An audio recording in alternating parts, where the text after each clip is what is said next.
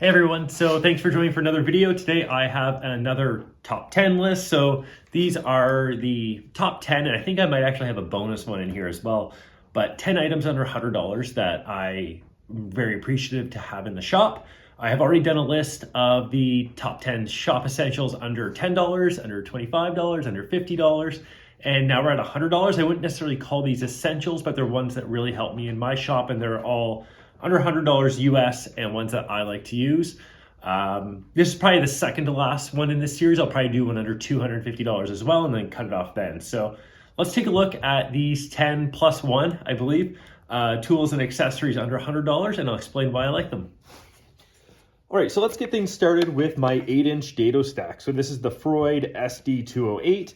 8-inch Dado stack that allows you to cut dados up to 1 inch. I have never gone that big on this. I think I've gone up to about 3/4 of an inch without issue on my Ridgid table saw. So not an overly powerful saw, and I've had no issue with the Dado stack whatsoever. Makes it super convenient to take the bottoms out of nice bandsaw boxes and other things along those lines, and just really handy to have around.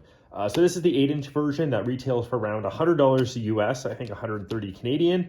And I think that there's also a 6-inch version that retails for around $80 US and $130 Canadian as well. So I'll link to both of those in the comments below, but this Dado stack is one that I highly recommend. I know it comes recommended from other woodworkers as well, but Freud makes really great saw blades overall, and this Dado stack is no exception. So worthy of checking out. So now let's move to combination safety and creature comfort, I suppose. So this is the 3M Worktunes, and so this is the version that has Bluetooth. It has AM FM radio. It does have a line in, so you can do that. I've had these for just over 5 years, and they've held up pretty well. It just takes AA batteries, which seem to last forever. I use these for yard work in the shop.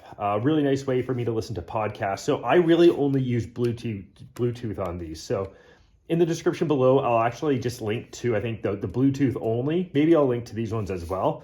But if I were to do it again, I would get Bluetooth only, just so that you don't have this annoying AM FM antenna, which definitely feels a little weird on my head.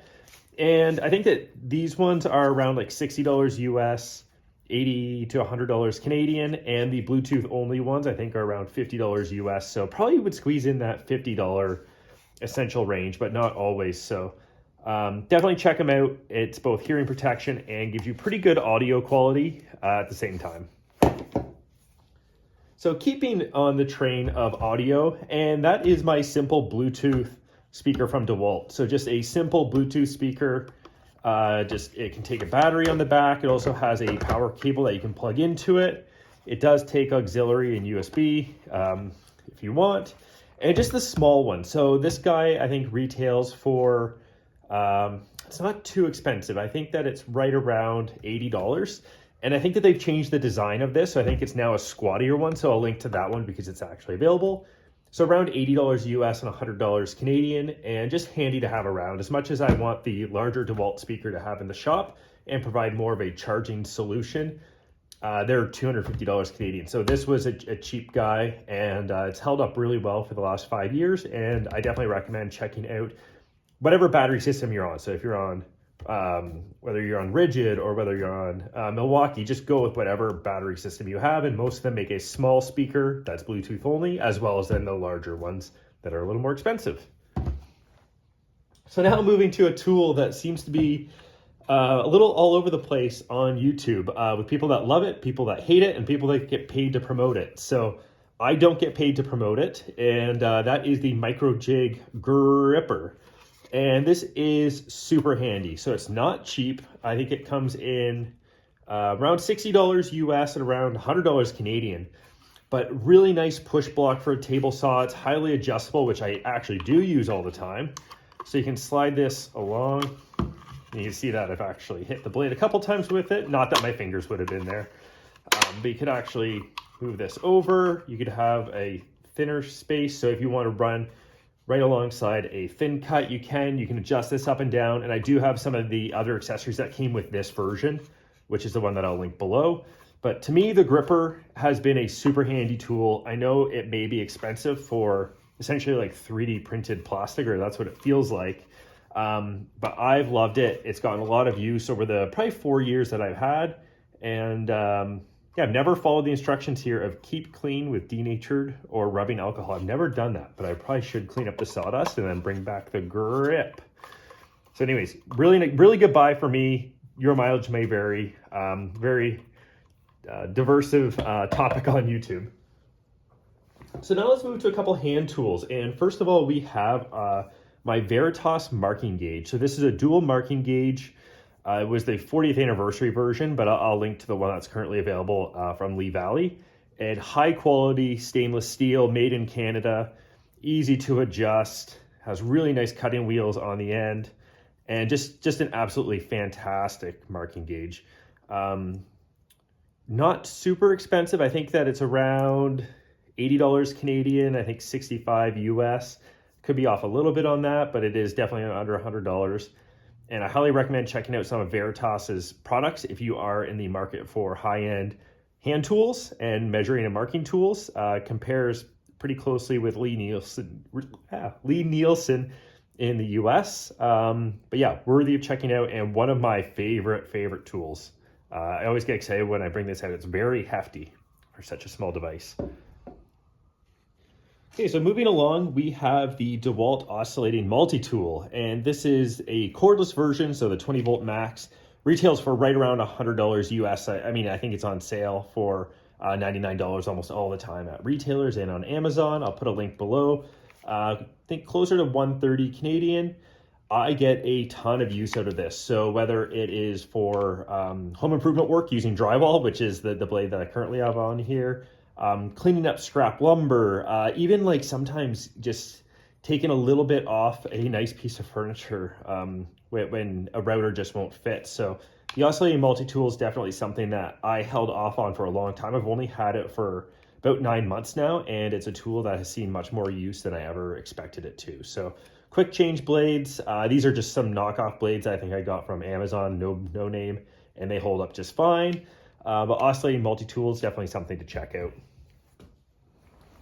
All right, so now let's move to another hand tool, and these are my Stanley Sweetheart Chisels. So these are the 750 series, which has both has a 1/4 inch, 1/2 inch, 3/4 inch, and full inch version of the Stanley Sweetheart Chisels. And I absolutely love these. I do as well as I can to keep these sharp on my diamond stone and take good care of them, but also give them a little bit of a beating whenever they need it and the workpiece needs it. So really nice chisels that are relatively affordable. So I think right around $90 to $100 US. I actually couldn't find them available in Canada right now. So I don't know if these are just so popular that they're sold out everywhere or whether Stanley just doesn't have the same level of availability as some of their competitors. If I didn't get the Stanleys, I probably would have gone with one of the Veritas brands or Narex, which I know is another affordable brand of chisels. But my wife got these for me as a gift, and these chisels are absolutely fantastic and ones that I plan to take good care of for years to come. All right, now let's move to one tool that almost didn't make this list. Then I checked online and did see that it was under $100. So I think it was 99 US on Amazon, I think around 129 Canadian. And this is probably the tool that's seen probably the second most use in my shop over the last year since I got it. So that is the DeWalt brushless 20 volt sander. I love this thing. I've had a Festool ETS 125 before, which was great, but also very expensive, and I was able to sell it to buy a few other tools. Takes your hook and loop pads, 20 volt battery goes on the side. I just usually use one of the 1.5 amp hour batteries there. The dust collection bag does work pretty well as far as collecting really fine dust, but I am looking at getting an adapter to allow me to hook it up to my Festool CT MIDI. And yeah, it's super comfortable, variable speed, really easy to turn on. Just a fantastic sander. So awesome to go cordless. This is one of those tools that I never realized how much I actually disliked the cable or the cord until I went cordless, and the balance was great. The handle's great. Super happy with this sander. So definitely worthy of checking out if you're on the DeWalt battery platform.